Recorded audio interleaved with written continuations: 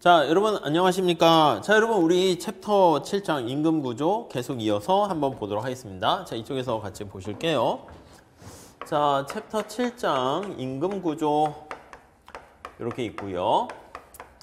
지난 시간에는 이제 약간 인트로 성격 있는 거를 우리가 살펴봤습니다. 그리고 임금의 불평등을 어떻게 측정할 것인가 이렇게 봤고요.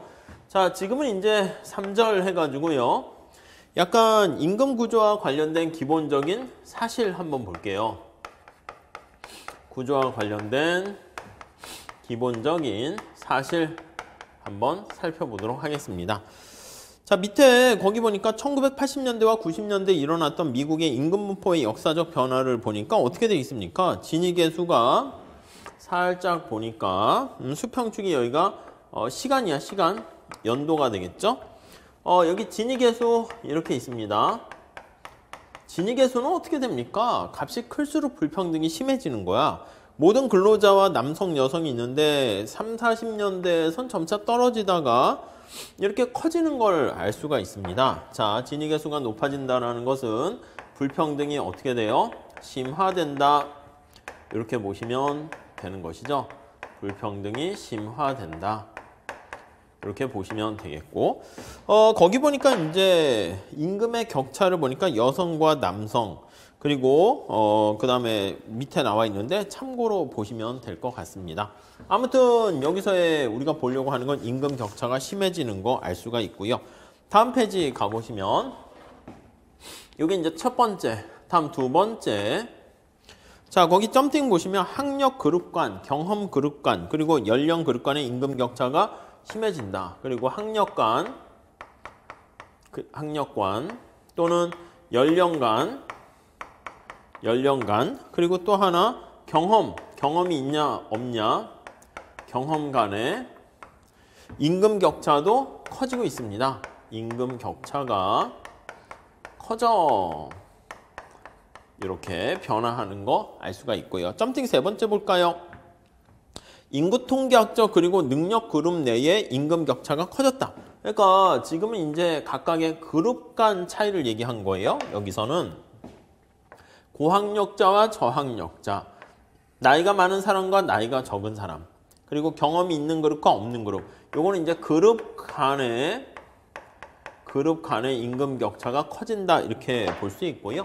그다음 거기 점팅 거기 나와 있는 거는 그룹 내에 같은 그룹인데 그룹 내에서의 임금 격차가 커진다라는 거, 예, 요것도 알 수가 있습니다. 오케이, 이해가 되시죠? 자, 밑에 설명은 미국 얘기예요. 그래서 뭐 굳이 볼 거는 없을 것 같습니다. 오른쪽도 보시면 임금과 관련한 100분위 차이 해가지고 나와 있는데 그냥 넘어가셔도 될 것 같습니다. 이렇게만 보시죠. 다음 네 번째. 자, 316페이지 가보시면 정책 응용 사례 해가지고요. 정책 응용 사례 이렇게 있습니다. 자, 거기 보니까 뭐라고 돼 있습니까? 임금 불평등이 왜 심화되는가? 요거에 대한 이유가 있어요. 임금의 불평등이 심화되는 이유. 네, 요거를 한번 보도록 하시죠. 첫 번째 줄 볼게요. 80년대와 90년대 임금의 불평등이 심화되는 것은 충분히 확인되고 있는데, 거기까지 됐죠? 왜 그러냐? 그거에 대해서는 아직 완벽한 합의는 아직 잘 안 돼요. 합의는 아직 도달되지 못했다. 이렇게 돼 있고요. 많은 학자들이 임금 구조가 역사적으로 거기 보시면 바뀐 이유를 설명할 수 있는 결정적 증거를 찾아 나섰지만 합의는 아직 성공하지 못했다. 이렇게 되어 있습니다. 자, 그러면 합의는 아직이라는 것은 무엇을 뜻합니까? 라고 하면 여러 가지의 이유가 존재할 것이다. 이렇게 생각할 수가 있겠습니다. 자, 그래서 이제 그거에 대한 얘기들을 설명하려고 하는데요. 두 번째 단락 볼게요. 연구들은 대체로 노동 수요와 공급 이동이 임금의 불평등을 어떻게 그리 심화시켰는가를 보여주는 단순한 틀, 그걸 이용합니다.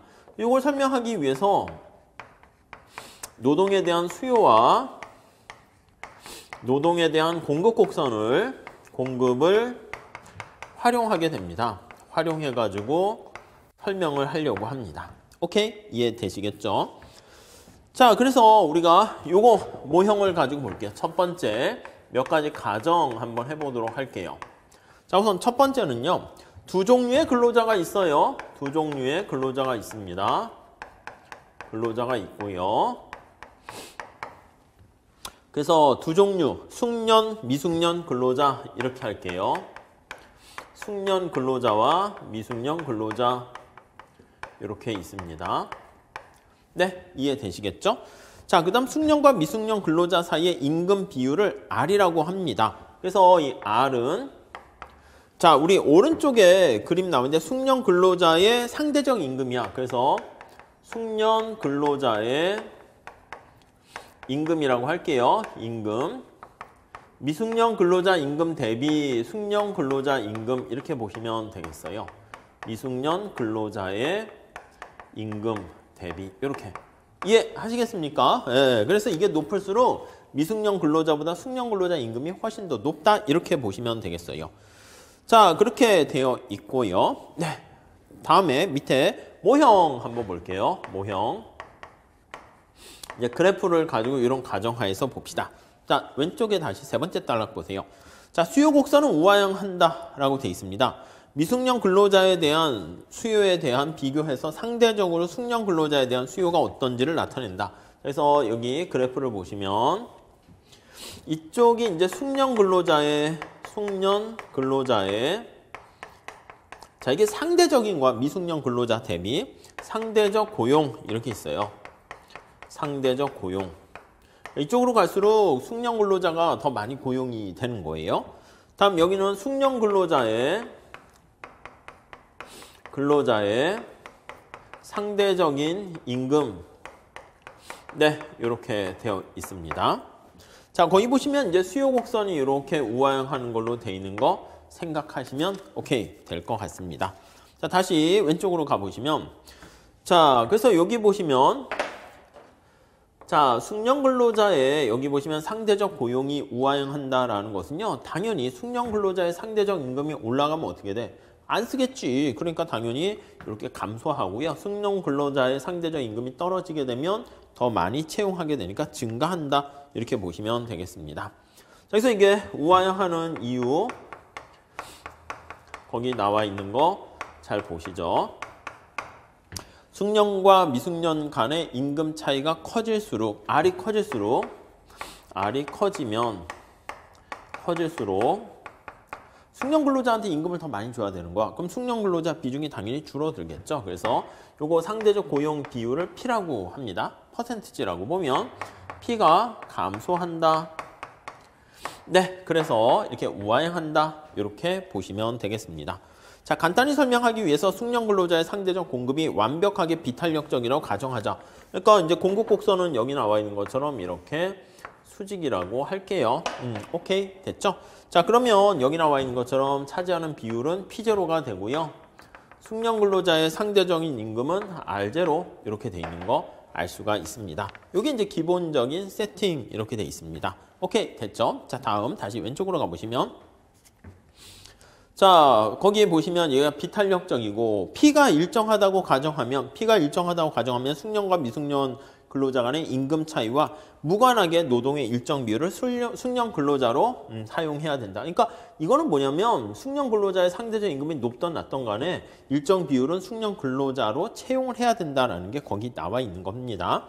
숙련 근로자에 대한 보상이 증가하게 되면 더 많은 근로자들이 학교에 머물러서 더 많은 인적 자본을 취득하려고 하기 때문에 장기적으로 이런 가정은 거짓이다. 맞죠? 그러니까 장기에는 이렇게 우상향할 수 있는데 지금 단기에는 수직이다. 이렇게 보시면 되겠습니다. 그래서 단기적으로 얘는 수직이고 수직이나 장기적으로는 우상향한다 이렇게 얘기할 수 있을 거예요. 거기서 뭐 언급은 안 하고 거짓이다 얘기했는데 우상향하게 될 겁니다. 자, 이렇게 돼 있고 마지막 단락 볼게요. 처음에 상대적 공급과 수요 나타내서 S0, D0에서 균형이 이루어지고요. 여기 점을 우리가 A점 이렇게 얘기를 합니다. A점 이렇게 시작을 하고 있습니다. 자, 이렇게 돼 있는데 상대적 임금은 R0가 되겠고요. 자, 경제 환경이 이제 변하는 거야. 자, 이렇게 돼 있는 상황에서 경제 환경이 변화해요. 경제 환경이 변화. 이 충격이 온다는 것이죠. 환경에 어떤 쇼크가 오는 거예요. 충격이 왔다라고 합시다.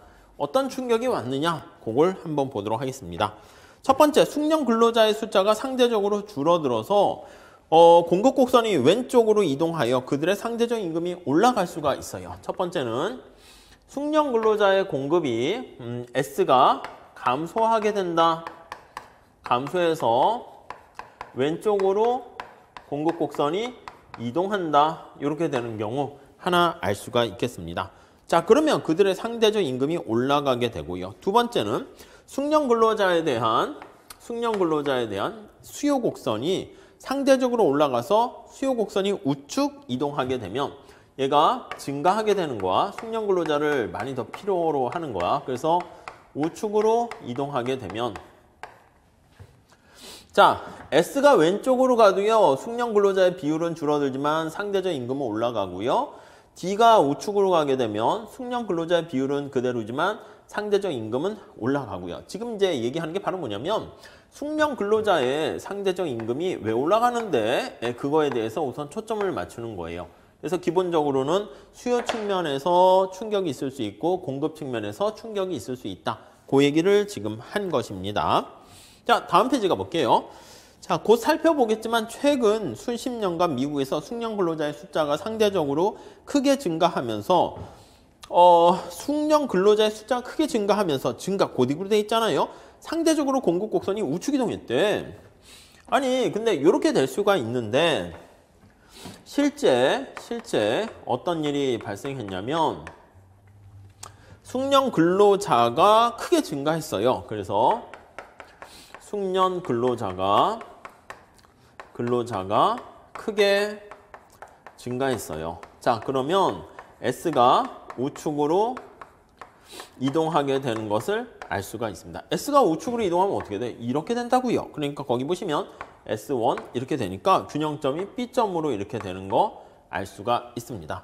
자, 그러면 숙련 근로자의 상대적 비중은 증가하고요. 거기 나와 있는 것처럼 임금은 어떻게 돼? 임금은 여기서 떨어져요. 상대적 임금은. 이해 가시죠? 자, 그러면 숙련 근로자가 많아지게 되는 거니까 임금이 떨어져야 되는데 오히려 거기 B점으로 이렇게 가야 되는데 오히려 상대적 임금이 낮아지게 된다고요. 이렇게. 근데 여기서 끝나는 게 아니라 자, 네 번째 줄 한번 보세요. 미국 내 실제로 일어났던 일은요. 어떻게 했냐면 공급의 형태로는 왜 숙련 근로자의 상대적 임금이 빠르게 증가했는지는 설명할 수 없어. 지금 숙련 근로자의 임금이 올라가고 미숙련 근로자의 임금은 가만히 있어서 숙련 근로자의 상대적 임금이 올라가야 되는데 아니 숙련 근로자가 미국이 경제 성장되면서 점차 많아지게 됐거든. 근데 이거 가지고는 설명할 수 없습니다. 그러니까 이제 수요 측면의 충격도 하나 있어야 된다는 것이죠. 자, 그래서 거기 한번 볼게요. 다섯 번째 줄 보세요. 그림 7-7에서 나타난 단순 모델을 본다라고 하면 숙련 근로자의 상대적 수요 곡선도 우측으로 이동한 거다. 그거를 알 수가 있네요. 그래서 이것만 있는 게 아니라 또 추가적인 충격이 있는 거예요. 그래서 숙련 근로자에 대한 공급이 이게 크게 증가하고 여기 보시면 공급이라 쓸게요. 공급이 크게 증가했는데 수요도 크게 증가한 거야. 크게 증가하니까 디맨드 곡선이 우측으로 이동을 하게 된 것이죠. 이해하시겠습니까? 근데 우측 이동했는데 이게 이렇게 조금 이동하게 되면 여기 떨어지게 될 거야, 임금이. 근데 이게 이렇게 이동하면 임금은 그대로 될 수 있고요. 근데 거기 나와 있는 것처럼 이 수요 곡선이 더 많이 이동을 한 거야. 그래서 우측 이동을 따지면 요만큼 이동한 것보다 공급보다 더 많이 이동한 거죠. 그럼 새로운 균형점은 C점 이렇게 되고요. 그럼 임금은 어떻게 돼? 상대적 임금은 올라가는 결과를 초래할 수가 있게 되겠습니다. 네, 이해하실 수 있으시겠죠? 그래서 얘는 올라가게 되는데 자, 여기 나와 있는 것처럼 얘가 떨어지고 얘가 올라가는데 둘 중에 어느 게 더 파워가 셌습니까? 라고 하면은요. 여기 나와 있는 수요의 증가가 훨씬 더 충격이 큰 거야.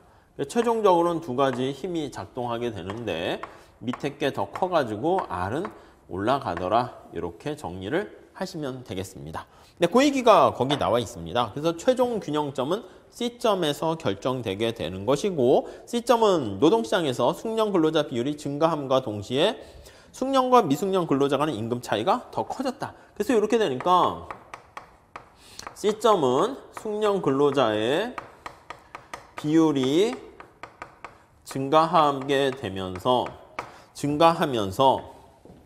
임금 격차도 어떻게 된다? 숙련 근로자와 미숙련 근로자 간의 임금 격차도 증가하게 된다라는 것을 우리가 확인할 수가 있겠습니다.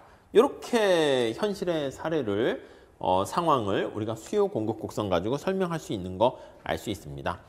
자, 마지막 단락 볼게요. 공급 수요의 틀을 통해서 숙련 근로자의 상대적 임금이 상승한 이유를 알려면 숙련 노동자에 대한 상대적 수요를 증가시킨 요인. 여기 보시면 오케이, 그건 알겠는데 야, 숙련 근로자가 많이 늘어나는 거는 알겠어. 근데 숙련 근로자에 대한 수요가 왜 크게 증가했어? 이거에 대한 이유가 살짝 설명이 있어야 되겠죠. 그래서 요거에 대한 얘기. 그래서 이게 더 크게 증가하게 되니까 이렇게 된 거야. 근데 왜 갑자기 수요가 증가했어? 그걸 보는 겁니다. 자, 아울러 수요 곡선이 우측 이동한 것이 상대적 공급 증가의 영향을 보충하고도 남을 만큼 충분히 커야 되는데 최근에 수요와 공급이 다 우측 이동한 거야. 얘도 우측 이동, 얘도 우측 이동. 근데 그 중에서 수요가 더 크게 이동했다라는 것을 우리가 볼 수 있게 되는 거예요. 그래서 맨 마지막 줄에 공급이 우측 이동했는데 거기 보시면 모두 우측 이동했습니다. 관찰된 임금의 불평등 영향을 보면 숙련 근로자에 대한 상대적 수요가 숙련 근로자에 대한 상대적 공급보다 더 빠른 속도로 커지고 있다는 점에서 수요 곡선이 경쟁에서 이겼던 것으로 보인다. 이렇게 설명이 나와 있습니다. 자, 다음 페이지 가보도록 하겠습니다. 어떤 요소가 노동시장의 변화를 잘 설명할 수 있는지 논란이 있긴 하지만 기존에서는 임금 구조 변화를 분석할 때마다 고려 대상이 되는 몇 가지 변수가 지목되고 있다. 이렇게 나와 있어요. 자, 우선 첫 번째 여기요. 숙련 근로자에 대한 거기 공급 곡선의 이동, 우측 이동이라 했는데 요거에 대한 얘기도 좀 한번 보려고 할 거예요. 왜 우측 이동했느냐? 요거는 이제 살짝 문제거리는 아닙니다. 자, 거기 밑에 미국 얘기가 거기 나와 있습니다. 옛날에는 고등학교만 졸업한 사람들이 전체 밑에 표에도 나와 있는 것처럼 한 20% 정도도 되지 않았어. 근데 대학 졸업자들이 어떻게 됩니까? 더 많아지게 되는 것을 알 수가 있어요. 그래서 첫 번째 단락에 거기 보시면 두 번째 단락에도 쭉 나와 있는데 거기 보시면은 고학력자들이 늘어나게 되었다. 이렇게 되어 있고요. 뭐 간단한 얘기입니다. 그래서 거기 보시면은 자 319페이지 한번 볼게요. 고학력자가 증가하는 것도 있고 고학력자가 증가하게 된 원인이 있는데 특히 요거 중에서 이민의 영향이 많은 거야. 미국 하면 어떻게 됩니까? 아메리칸 드림 해가지고 자 뭐 많은 인종들이 모여 있잖아. 그래서 꿈을 이루려고 했는데 우리나라 사람들이 미국 갈 때도 보통 보면은 우리나라에서도 이렇게 성공하지 못한 사람이 가기보다는 어느 정도 생존 가능성뿐만 아니라 능력 있는 사람들이 많이 가거든. 전 세계 각지에서 뭐 이렇게 유능한 인재들이 많이 모이게 되면서 미국이 쫙 경제 성장을 이루게 된 것도 있죠. 319페이지 가보시면 그럼 그 앞에 보시면 318페이지 끝에 보시면 코호드 효과라는 얘기 나와 있는데 그런 얘기입니다. 319페이지 가보시면 두 번째 단락에 유입된 이민자가 본 토박이 노동력과 능력 구성이 같다면 이민자에 의한 노동 공급은 숙련과 미숙련의 상대적 임금에 영향을 주지 않을 텐데 요 이민자들이 특히 어떻게 된다? 능력자가 훨씬 능력이 있는 사람들이 오게 된 거예요. 자, 그래서 그 얘기가 거기 나와 있고요. 그 다음 이제 미국 얘기 나와 있는데 그냥 넘어가시죠. 뭐 밑에까지 쭉 넘어가셔도 되겠습니다. 그 다음 밑에 국제무역 이렇게 나와 있어요. 자, 지금 이제 수요가 변화하는 거 그 얘기를 좀 보려고 해요. 그래서 밑에서 두 번째 줄 보시면 숙련 근로자에 대한 수요가 증가했는데 상대적 수요 증가 일부가 미국 경제의 세계화 때문에 그렇다.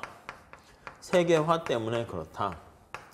그렇죠. 그래서 거기 보시면 1970년대 GDP 대비 수출입의 비율은 8%였지만 90년대 비율이 약간 한 2배 이상 되는 거야. 19% 이렇게 되면서 다음 페이지 가볼게요. 저개발 국가와 무역이 발생하게 되는데 당연히 미국 입장에서는 어떻게 돼? 숙련된 기술이 집약된 상품을 수출하게 되니까 숙련 근로자에 대한 수요가 더 많아지게 되는 것입니다. 자, 두 번째 단락 당연한 일이겠지만 미국은 수입한 것과 다른 종류의 물품을 수출하게 되는 거예요. 그러니까 뭐를 수입하고 수출하는데 수입이 많은 산업에 고용된 근로자는 세계화로 수출이 증가하게 되는데요.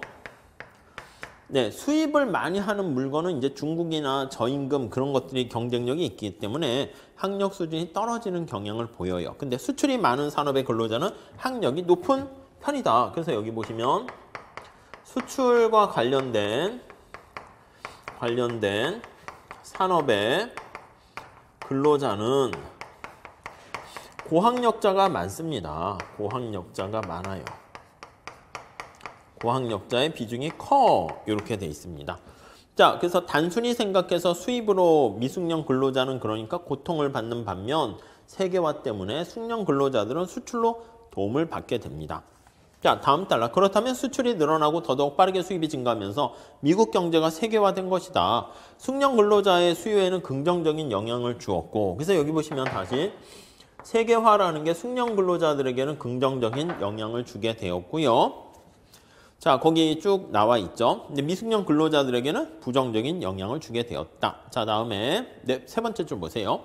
미국의 숙련 근로자가 생산한 종류의 상품에 대한 해외 소비자들의 수요가 증가하게 되면서 숙련 근로자에 대한 수요가 당연히 더 수출을 많이 해야 되니까 증가하게 되는 걸 알 수가 있습니다.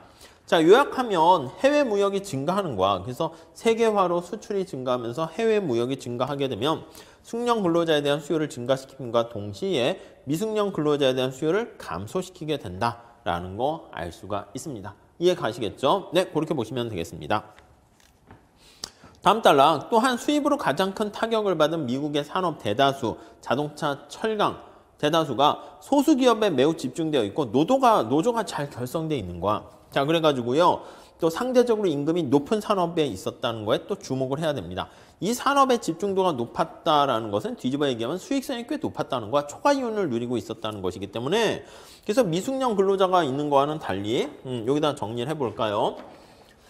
요게 있고요. 또 하나 어떤 게 있냐면 여기 보시면 숙련 근로자뿐만 아니라 숙련 근로자가 아닌 근데 노조가 있거나 이러한 조직에서 근로자들은 어떻게 됩니까? 초과이윤이 커요.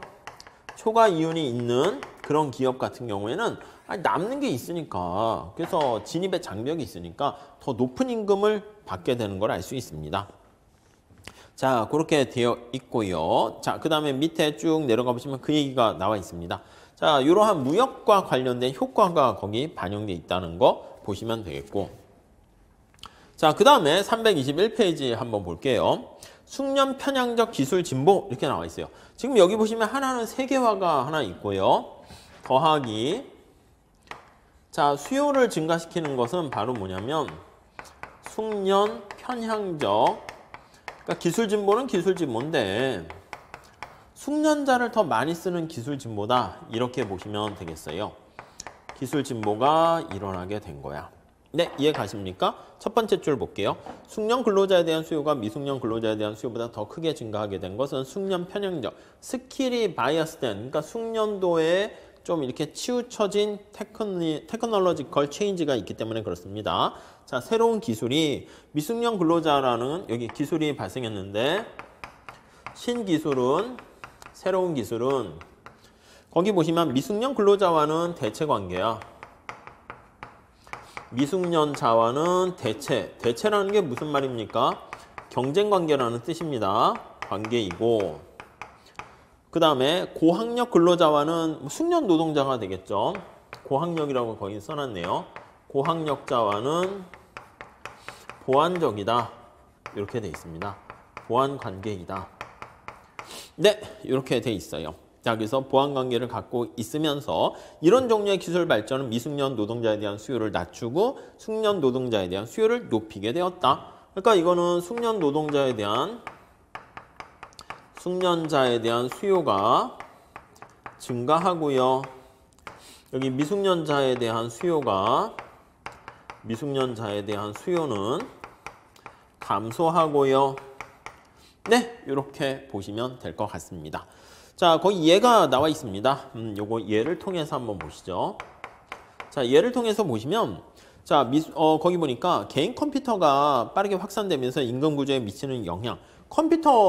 개인 퍼스널 컴퓨터가 확산되고 있어요. 컴퓨터의 확산. 지금 이제 당연하게 됐죠. 자, 이 확산으로 인해 가지고요. 거기 보니까 컴퓨터를 사용하는 근로자와 그렇지 않은 근로자의 소득이 사용하는 근로자가 높고 대체적으로 학력이 높습니다. 자, 그러다 보니까 숙련 편향적 기술 진보가 일어나게 되면 상대적 노동 수요 곡선이 바깥쪽으로 이동하게 된다. 이렇게 보시면 되겠고요. 다음 단락에 보시면 노동시장에 높은 기술의 자본제가 도입되는 게 고숙련 근로자에게 이롭다는 것은 별로 놀랍지 않다. 당연한 것이죠. 노동 수요에 대한 장에서 우리가 확인했듯이 자본과 기술은 서로 보완적인 관계 요거 있습니다. 그래서 고학력 근로자, 자본과 고학력 근로자 기술 간은 또 보완적인 관계가 있게 되는 거 알 수가 있어요. 자, 숙련 편향적 기술 변화를 통해서 미국에서 임금의 불평등이 늘어난 것을 대부분 설명할 수 있다라고 주장하는 학자들도 있습니다. 그러니까 이게 되게 중요하다는 거예요. 자, 그래서 이런 종류의 기술적 변화가 불평등 심화의 중요한 원인이 될 수 있다는데 어느 정도 의견 일치는 있지만 현재 나타나고 있는 증거가 그렇게 확고한 결정을 뒷받칠 만한 거에 대해서는 야, 이게 무조건 다 거의 다 설명하는 건 아니야. 이런 그러니까 이게 다라고 하긴 좀 그렇죠. 그 결과 어떤 연구들은 기술 변화가 임금 구조에 미친 영향을 측정하는데 잔차라는 방법을 사용하는데요. 이 방법에는 공급의 이동, 이민, 무역 등의 영향으로 불평등 심화의 일부를 설명하고 난 뒤에 설명되지 않은 게 숙련 편향적 기술 진보 때문이다. 이렇게 얘기를 해서 연구하는 것도 있다라고 보시면 되겠습니다. 자, 다음 페이지 가보시면 322페이지. 뭐 위에 이론의 현장 적용 한번 그냥 그런 걸 읽어보세요. 컴퓨터와 연필의 임금 구조 이렇게 나와 있네요. 자, 밑에 얘기는 미국 얘기를 하고 있어요. 지금 얘기한 요거야. 숙련 편향적 기술 진보에 대한 얘기니까 그거는 뭐 그리고 연구들을 소개하는 거니까 뭐 그닥 뭐 그렇게까지는 보지는 않으셔도 될 것 같습니다.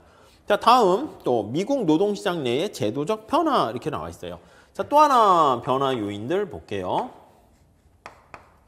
자, 거기 보니까 첫 번째 줄에 미국 노동시장에서 노동조합의 중요성이 꾸준히 줄어들었다. 노조의 영향력이 감소하게 되었대요. 영향력이 감소. 그래? 첫 번째 줄 보니까 1973년도에 노동력의 24%가 노조에 가입했는데 2010년도에는 어떻게 12%로 떨어졌대. 그러니까 노조의 가입자가 점차 감소하고 있는 거야. 왜 그런가라고 하면은요. 자, 두 번째 단락 보세요. 미국에서는 오래전부터 노동조합이 미숙련 근로자의 임금을 올리는데 효과적인 단체였거든요. 그러니까 노조의 영향력이 감소하게 되는 거니까 당연히 미숙련 근로자에 대한 수요가 미숙련자에 대한 임금이 이렇게 올라가지 못하고 하락하게 되거나 정체되는 경향을 보이게 된다. 이렇게 정리를 하시면 되겠습니다. 자, 그렇게요. 그래서 노동조합은 전통적으로 근로자들의 임금을 지탱해주며 임금 프리미엄을 약속했는데 노동조합의 장에서 보겠지만 조합원과 비조합원 간의 숙련도 차이를 보정한 다음에도 조합원의 근로자가 노조에 가입한 사람이 노조에 가입하지 않은 사람보다 임금이 훨씬 더 높게 됩니다. 이 영향력이 감소했다는 것은 노조의 교섭력도 약화됐다는 거예요. 교섭력도 약화되었다는 것을 알 수가 있습니다. 자, 그래서 거기 다음 단락 첫 번째 줄. 노동조합의 교섭 능력이 약해돼서 숙련 인력에 대한 상대적 수요 곡선이 바깥쪽으로 더 크게 이동한 것이다. 해석할 수 있고요. 노동조합이 주어진 임금에서 고용주가 일정 숫자의 미숙련 근로자를 고용하도록 하는 그런 미숙련 근로자에 숙련 근로자 채용할 때 미숙련 근로자 몇 명 끼워 팔아야 돼, 끼워서 채용해야 돼 이런 게 있잖아요. 그런 안전망 역할을 했었는데 그런 것들을 못하게 되었다라고 보시면 되겠습니다. 여기서 따라서 두 줄 내려가 보시면 미국 노동시장에서 노동조합의 힘이 줄어든 것은 숙련 근로자에 대한 상대적 수요 곡선이 중요한 이동의 원인이 될 수 있다라는 거 나와 있습니다. 밑에 뭐 미국 얘기 나와 있으니까 그거는 그대로 보시고 넘어가시면 될 것 같습니다. 자, 그 다음에 이제 기존 해석이 갖는 문제 나와 있어요. 그래서 다음 페이지 보세요. 첫 번째 줄. 지금까지 논의된 내용을 보면 고려 대상의 각각 노동 공급의 변화, 그 다음에 노동시장의 탈노동조합의 현상, 최저임금, 국제무역, 이민, 숙련 편향적 기술 진보 등등등 이런 것들을 가지고 설명할 수 있다는 것입니다. 자, 그런데 세 번째 줄 보시면 기존 연구를 통해서 얻어낼 수 있는 것은 바로 뭐냐면 미국의 임금 구조에 영향을 미치는 요인들이 어떤 하나 가지고 다 설명할 수 있는 건 아니야. 다양한 요인들이 있다라고 볼 수 있게 됩니다. 아시겠죠?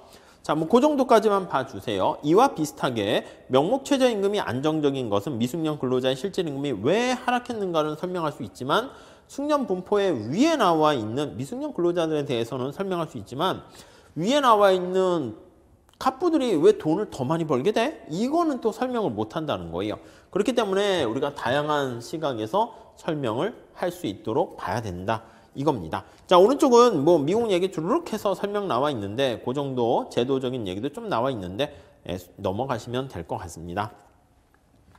자, 325페이지 거기 한번 보시면 세 번째 단락 봅시다. 지금 했던 거 정리합니다. 요약하면 숙련 근로자에 대한 상대적 수요의 증가에 대해서 어떤 국가에서는 노동시장이 고용량을 바꿈으로써 반응을 할 수가 있고요. 다른 국가에서는 시장의 가격을 바꾸는 걸로 반응을 하기도 하는 것이죠.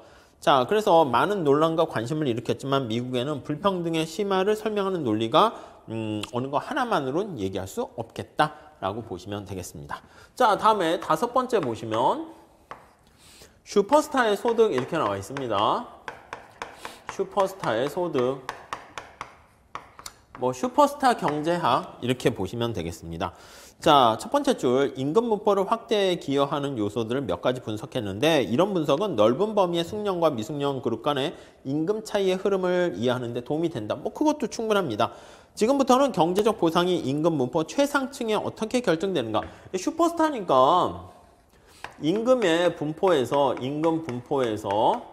어디에 속한 사람이에요? 분포의 최상층에 속하는 사람이야. 손흥민 뭐 이런 사람들이 있잖아요. 최상층에 속한 사람들 이렇게 보시면 되겠습니다. 속한 뭐 사람들. 이 사람들의 임금이 왜 이렇게 자꾸 올라가는 거야? 그걸 한번 살펴봅니다. 자, 어떤 직업에서 극소수의 근로자가 보상의 대부분을 가져갈 수 있는가? 선진국 경제의 임금 분포에 널리 보이는 특징인데요. 엔터테인먼트 업계, 우리 연예계 이런 거 보면 15명의 슈퍼스타의 소득이 나와 있는데 무명 연기자나 가수가 식당에서 서빙하거나 택시 운전하는 부업을 하면서 살 때도 있다는 이야기도 있지만 그러니까 우리가 위너가 1타가 모든 걸 다 가져가는 그런 산업이 되고 있는 거야. 그래서 내가 연예인이라 해도요. 잘 나가는 연예인과 그렇지 않은 연예인은 임금의 격차가 엄청나게 커요. 가수도 마찬가지고 배우도 마찬가지고 그렇죠. 그래서 유명한 엔터테이너 몇 명은 연간 5천만 달러가 넘는 수입을 올리게 되는데 위에 거기 326페이지 표 나와 있네요.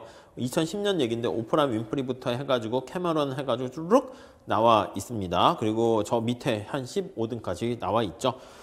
자, 대부분이 친구들과 야구할 때 돈을 받지 않으면 마이너리그에 있는 보통의 신인들은 시즌 동안 매달 1,100달러밖에 벌지를 못해요. 그러나 역사상 최고의 소득을 올리는 뉴욕 양키스의 뭐 알렉스 로드리게스 같은 이런 선수들은요. 출장 정지를 당하기 전에 2,800만 달러를 벌고 엄청나네. 슈퍼스타 아니겠습니까? 그래서 이 슈퍼스타는 지금 얘기한 것처럼 다음 줄에 보세요. 몇몇 직업에서 슈퍼스타에 해당하는 사람이요. 소수의 사람이 엄청난 고수익을 올리게 되고 엄청난 고수익을 올리고요. 고수익을 올리고 네. 그 다음에 해당 분야를 장악하게 되는 그래서 그쵸 해당 분야 손흥민 없으면 축구 제대로 그 팀이 돌아가겠습니까?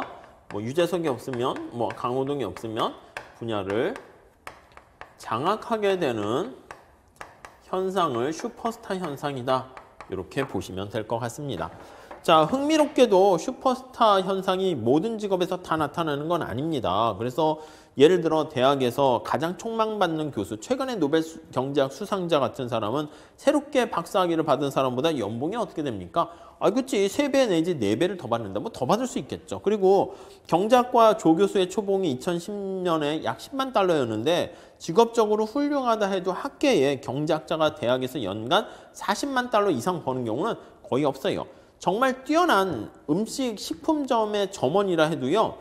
거기 보시면 일반 점원의 봉급보다는 2~3배 이상 벌지는 않습니다.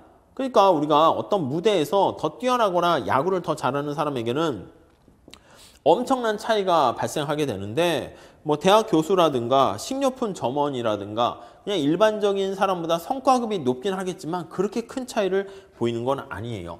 아니 그러면 이렇게 엄청나게 임금의 격차가 발생하게 되는 슈퍼스타 어떤 경쟁이 작동하기 위한 전제 조건이 있지 않을까? 예, 있어요. 그게 거기에 나와 있습니다. 자, 왜 몇몇 직업에서 매우 뛰어난 사람들이 훨씬 많이 버는 반면 다른 직업에서는 그렇지 않은가를 알기 위해서 특정 서비스의 다양한 판매자가 완벽히 대체될 수 없다라는 대체 가능성이 없어요. 네, 재미난 표현이 있어요. 우리 모두 방망이로 볼은 칠 수 있어. 저도 여러분들 야구 선수를 할 수 있습니다. 그렇지만 우리가 야구 타석에 1000번 나간다 하더라도 그 안쓰러운 시도에 대한 흥분과 결과는 유명한 야구 선수인 뭐 베이브 루스나 행크 앨런과 같은 위대한 타자가 한 번 나왔을 때 얻는 갈채와 결과와는 비교할 수가 없어요. 여러분 그렇지. 손흥민이 축구 경기 뛰는 거랑 제가 축구를 100번 뛰는 거랑 뭐 관객 소비자들은 손흥민 경기를 더 보려고 하지 제 경기를 보려고 하지 않습니다. 무작위로 선택한 록그룹이 만든 평생 작품 중에서 최고의 노래를 골라도 그 노래가 비틀즈가 만든 보통 노래의 예술성과 기교 측면에서 비교해보면 떨어지는 거랑 유사하다. 그래서 같은 종류의 일을 시도하더라도 사람마다 능력이 다르기 마련이다. 자, 우리는 소비자로서 평범한 야구 선수가 불쌍하게 실패하는 것을 보거나 라디오에서 흘러나오자마자 듣자마자 잊어버리는 최신 노래 있잖아. 엄청나게 많은 노래들이 나오지만 여러분 최신 가요 뭐 다 기억합니까? 그중에 뭐 하나 잘 나가는 거 하나만 기억한단 말이죠.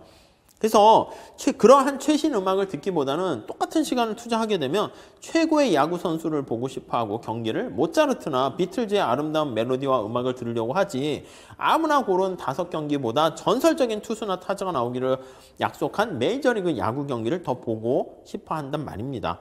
그런 얘기가 거기 쭉 나와 있어. 자, 그래서 밑에서 세 번째 줄에 자, 오직 소수의 판매자만이 원하는 품질의 상품을 생산할 수 있는 탁월한 능력. 그래서 슈퍼스타 경쟁이 성립하기 위한 전제 조건이라고 할까요?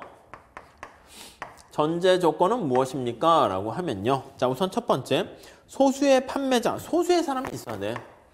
소수의 판매자만이 원하는 품질의 상품을 생산할 수 있는 탁월한 능력을 가지고 있어야 돼. 탁월한 능력을 가지고 있어야 되고요. 능력을 소지해야 됩니다. 자, 그래서 그 능력에 상당한 프리미엄을 지급하게 되는 거야. 그래서 이러한 능력을 가지고 있는 탁월한 소수의 능력을 가지고 있는 사람에게 높은 프리미엄을 지급하려고 합니다. 프리미엄을 지급하려고 한다. 이렇게 보시면 되겠습니다. 자, 예를 들어 정말 뛰어난 심장 외과 의사 담당 환자의 생존율이 다른 외과 의사 환자보다 20%포인트 더 높다고 가정하자. 그러니까 A라는 유명한 훌륭한 외과 의사가 수술했을 때 성공률이 만약에 70%야. 근데 B급 되는 의사가 수술하게 되면 50%야. 이렇게요. 그러니까 20%포인트 정도 더 높은 상황인데요. 틀림없이 이 재능있는 외과 의사에게 20%의 임금보다는 훨씬 더 많이 돈을 낼 생각이 있는 거야. 이게 수술이 잘 될 성형 수술이라든가 어떤 수술에 대해서 성공 확률이 20% 높아도 우리가 봤을 때는 20% 이상의 프리미엄을 지급할 생각이 있어요. 그러니까 요약하면 세 번째 줄에 기술은 완전히 대체될 수 없을 뿐만 아니라 우리는 최상의 것을 요구하기 때문에 이 소수, 탁월한 이렇게 나와 있잖아요.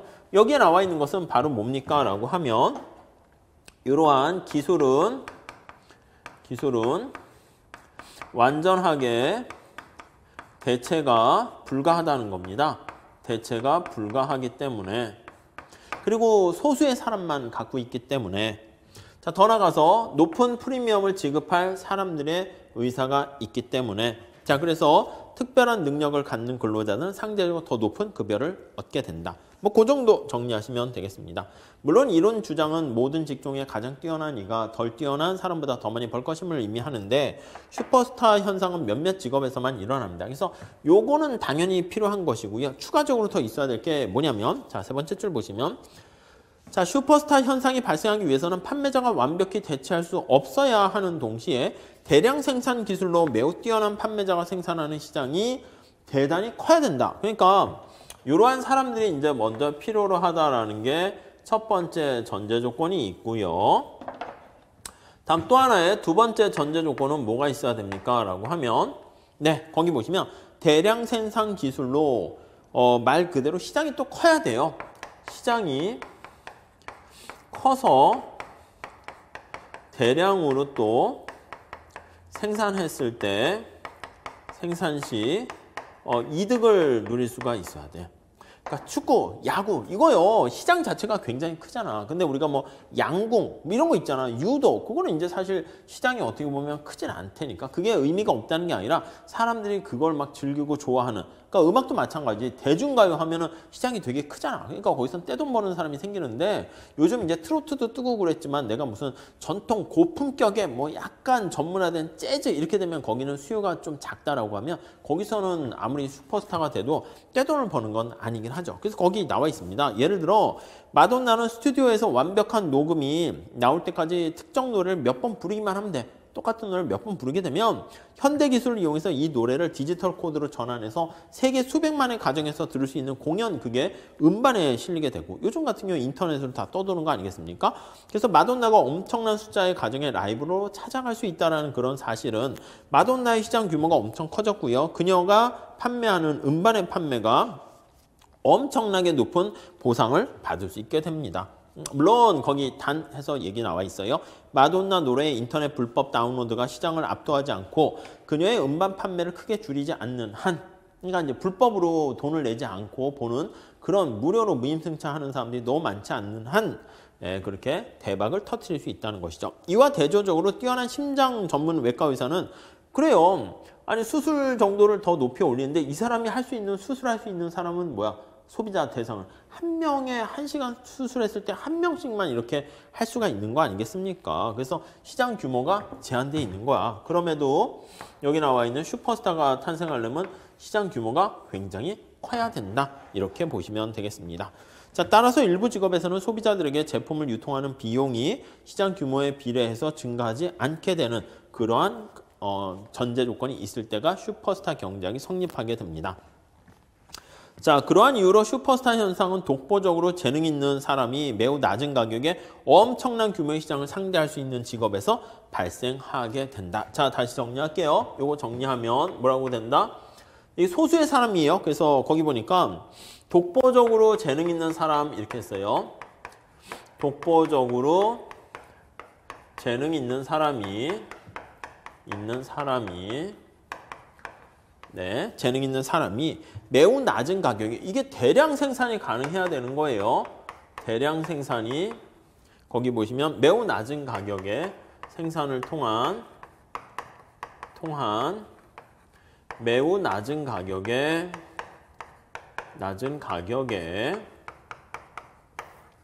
네, 가격에 엄청난 규모의 시장, 이 시장 자체가 커야 된다니까. 시장 자체가 또 커야 돼요. 독보적이고 비용을 싸게 시장 자체가 크게 이렇게 됩니다. 그래서 낮은 가격에 엄청난 규모의 수요가 큰 거야. 엄청난 규모의 시장을 상대할 수 있는 직업에서 탄생한다. 이렇게 보시면 될 것 같습니다. 슈퍼스타가 탄생하기 위한 조건 이렇게 보셔도 되겠습니다. 자, 여기까지 봤고요. 그러니까 우리가 최저임금이라든가 다른 것들은 이제 저소득계층에 왜 임금이 더 나락으로 더 떨어지는가 그걸 본 것이고 슈퍼스타 관련된 그런 것들은요. 그러니까 최저임금은 저소득층을 얘기하는 건데 이거는 고소득층이 어떻게 더 임금 소득이 올라가는가 그거를 설명해 줄 수 있습니다. 자, 6번째 보시면 이번에는 세대에 걸친 불평등 이렇게 있어요. 세대에 걸친 불평등 이렇게 돼 있습니다. 네, 이해하시겠죠? 자, 이거는 이제 어떤 부의 대물림 뭐 이런 거랑 비슷해요. 뭐 우리가 한때 얘기했던 수저 논쟁 있잖아. 금수저, 흑수저 뭐 이런 거 그런 것들하고 같이 보시면 되겠습니다.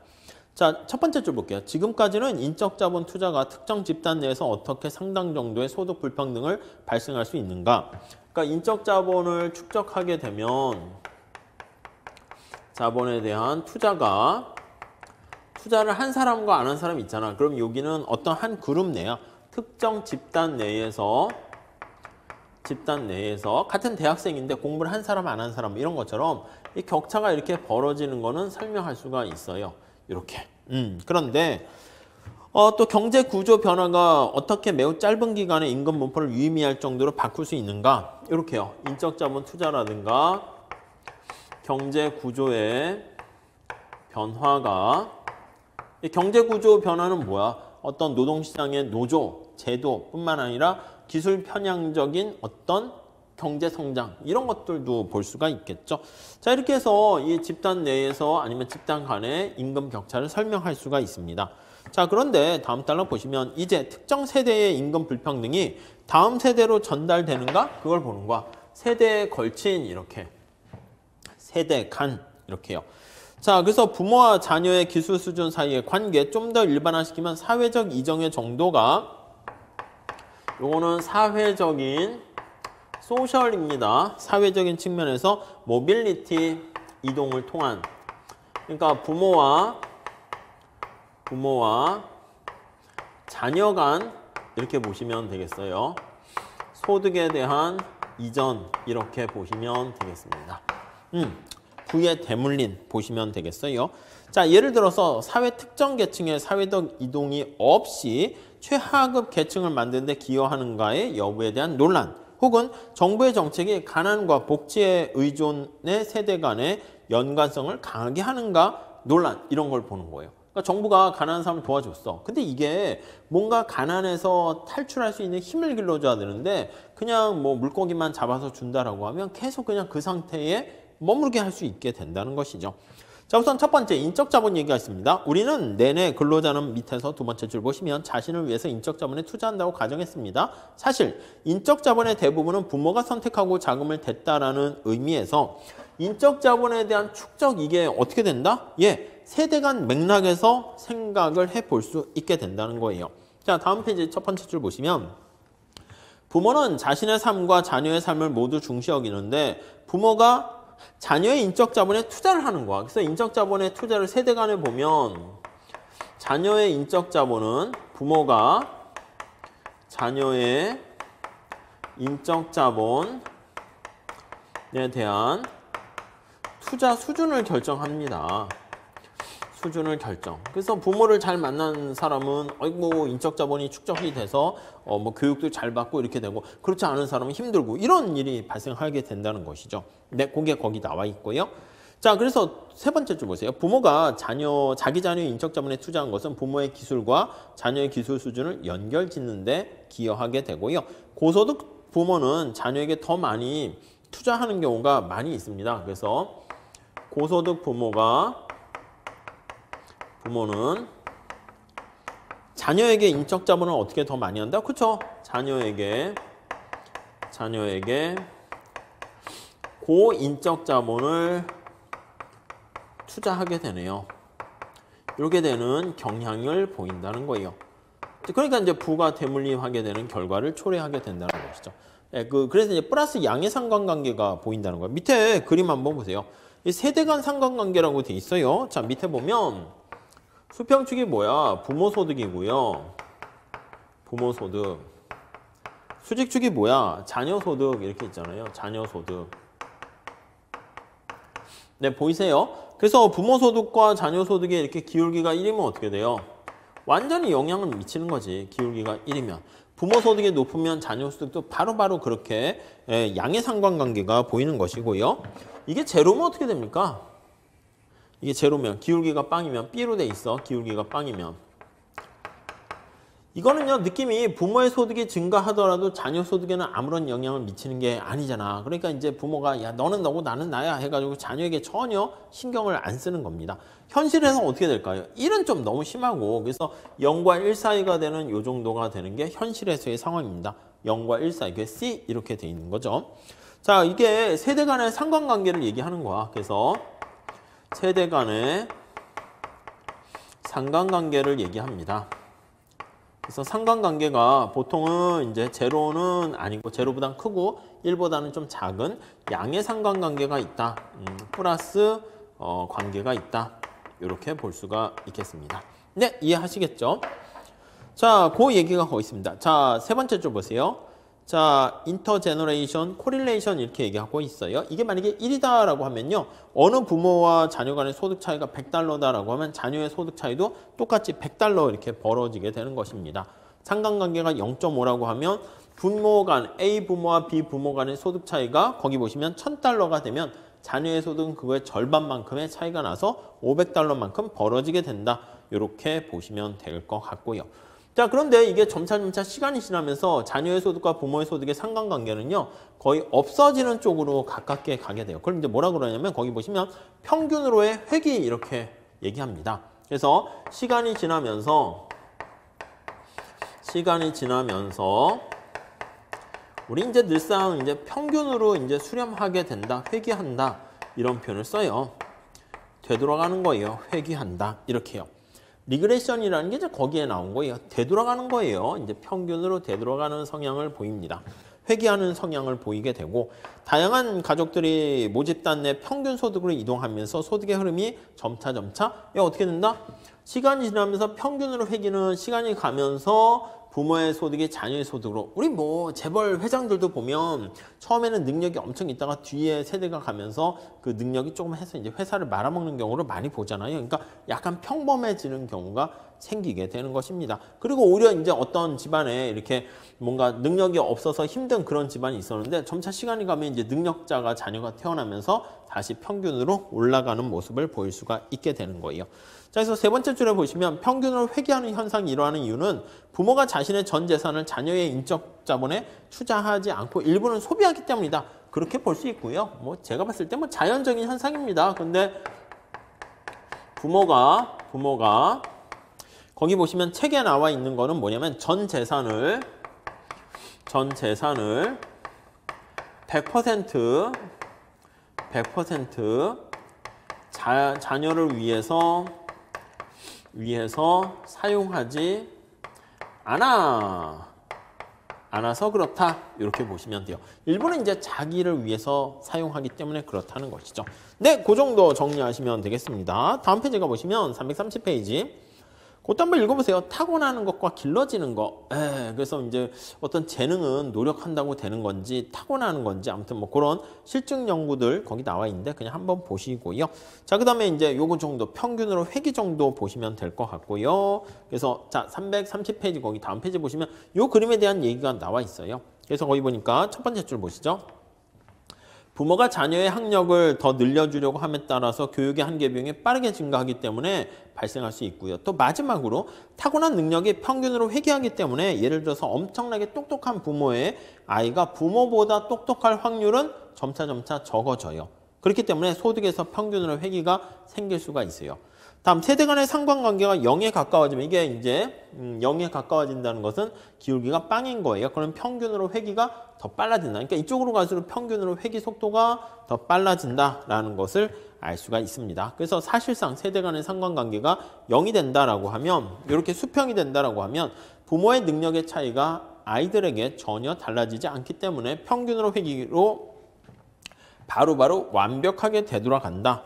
그런 거 나와 있습니다. 자, 오른쪽에 나와 있는 건 이제 미국 얘기가 있어요. 미국이 해보니까 뭐 거기에 회귀되는 게 임금의 격차가 뭐 0.2가 되고 어쩌고저쩌고 나와 있는데 흑인 뭐 이런 거 해가지고 나와 있는데 그것까지는 그냥 넘어가셔도 될 것 같습니다. 그래서 이 정도 세대 간에 걸친 불평등 이게 이제 또 이슈가 되는 것이기 때문에 잘 좀 봐주시면 되겠습니다. 좀 보시고 슈퍼스타가 발생할 수 있는 임금의 초격차를 보이는 임금의 격차를 보이는 슈퍼스타들의 어떤 월급, 임금 이런 거 있잖아요. 그 차이가 발생하는 전제 조건, 상황에 그걸 좀 한번 보시고 그 다음에 임금 격차가 발생하는 게 숙련 편향적 기술 진보라든가 세계화 이런 것들도 영향을 미치고 그걸 이제 수요 공급 곡선 가지고 간단하게 살펴보는 거 한번 보시면 될 것 같습니다. 자, 이렇게 해가지고요. 챕터 7장과 관련된 임금 구조 가볍게 보시면 될 것 같고요. 뭐 그렇게 어렵지 않은 거니까 제가 설명드린 거 중심으로 가볍게 정리하시면 될 것 같습니다. 아셨죠? 자, 여기까지 하도록 하겠습니다. 감사합니다.